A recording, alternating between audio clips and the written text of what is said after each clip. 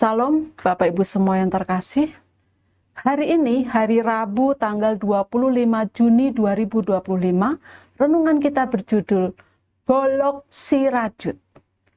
Firman Tuhan kami ambil dari kitab Mazmur, pasal yang ke-133, ayat yang pertama sampai dengan ayat yang ketiga, demikian bunyi firman Tuhan.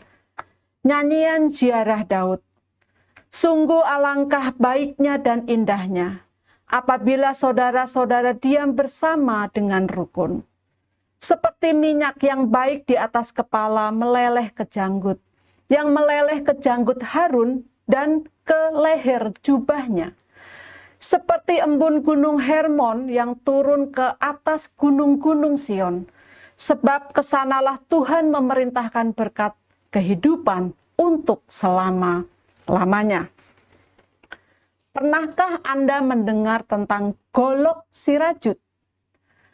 Golok si rajut adalah salah satu koleksi golok yang ada di Museum Betawi, Setu Babakan, Jakarta Selatan. Seperti yang kita ketahui, golok adalah salah satu objek yang khas melekat pada orang Betawi dan menjadi salah satu ciri orang Betawi. Golok prinsipnya dimaknai sebagai alat untuk bela diri, bukan untuk menyakiti, dan juga perlambang keberanian dalam membela kebenaran.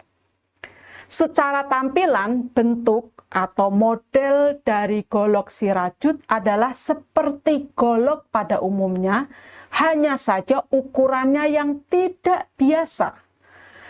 Golok ini sangat besar, berukuran panjang 4,5 meter dengan berat mencapai 250 kg. Golok ini terbuat dari bahan besi plat baja galvanis, sarung kayunya terbuat dari kayu duren, dan kepala gagang goloknya terbuat dari kayu sono kembang. Mengapa golok ini bisa dipamerkan di museum? Apa keistimewaan dari golok tersebut?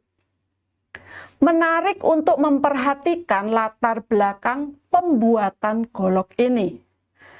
Golok si rajut dibuat sebagai lambang pemersatu dan merajut silaturahmi dari perbedaan pandangan, pemikiran, dan tindakan warga Betawi bersamaan dengan berakhirnya pesta demokrasi pada April 2019. Jadi, golok si rajut hadir sebagai lambang kesatuan bahwa orang Betawi masih bisa bekerja bersama walaupun berbeda pilihan. Sebagai bentuk kepedulian budaya Betawi, maka golok ini diserahkan dari Manggar Kelape ke Museum Betawi pada 30 April 2019. Jauh sebelum golok si rajut sebagai lambang persatuan ini dibuat, Raja Daud telah menulis Mazmur yang berbicara tentang pentingnya persatuan atau kerukunan. Mazmur 133 yang oleh LAI diberi judul Persaudaraan yang Rukun berbicara tentang pentingnya hidup dalam persatuan. Dalam Mazmur ini, Raja Daud menggunakan beberapa gambaran yang indah untuk menggambarkan keindahan persatuan dan kesatuan di antara orang-orang percaya. Ia membandingkan keindahan persatuan itu dengan minyak urapan yang mengalir ke janggut Harun, yaitu bisa dikatakan sebagai simbol dari kekuatan dan keindahan. Ia juga membandingkan indahnya kerukunan itu dengan embun gunung Hermon yang turun ke atas gunung-gunung Sion, yaitu simbol dari kehidupan dan kesuburan. Kemudian, Daud menuliskan adanya berkat yang akan diperintahkan oleh Tuhan untuk turun ketika ada persatuan dan kerukunan. Berkat dan kehidupan untuk selama-lamanya.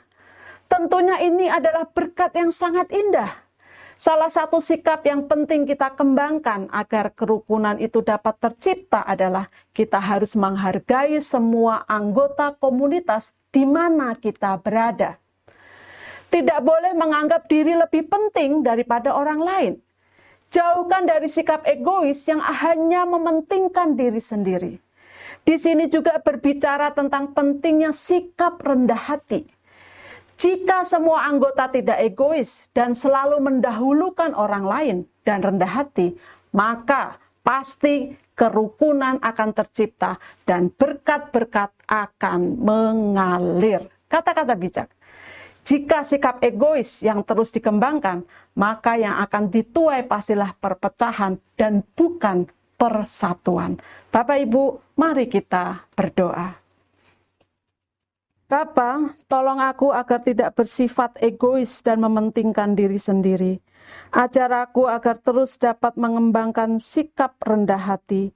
Dalam nama Tuhan Yesus aku berdoa dan bersyukur. Amin. Puji Tuhan, kami berharap renungan hari ini menjadi berkat bagi kita semua. Tuhan Yesus memberkati. Amin.